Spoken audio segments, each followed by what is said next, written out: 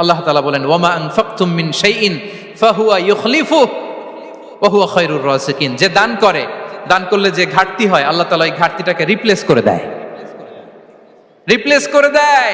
বিষ্ণু ইসা ইসলাম বলেছেন মা নাকাসা মালু আবদিন মিন সাদাকা।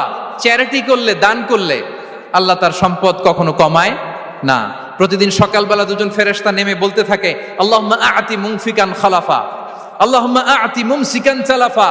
ফেরেশতা দুজন বলে আল্লাহ, যে দান করলো, দানের কারণে যে ঘাটতিটা হলো এটা তুমি মেক আপ করে দাও, এটা তোমার পক্ষ থেকে বারাকা দিয়ে রিপ্লেস করে দাও।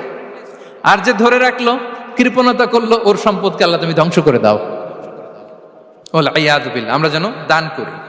এরপরে বিষ্ণু ইসা ইসলাম বলেছেন বেশি বেশি হজ উমরা করলে, বেশি বেশি যদি কারো সাধ্য থাকে, ফিনান্সিয়াল ক্যাপাসিটি থাকে, বেশি বেশি হজ উমরা করলে তার রিজিকে বারাকা নেমে আসে। সব শেষে হচ্ছে দোয়া করা।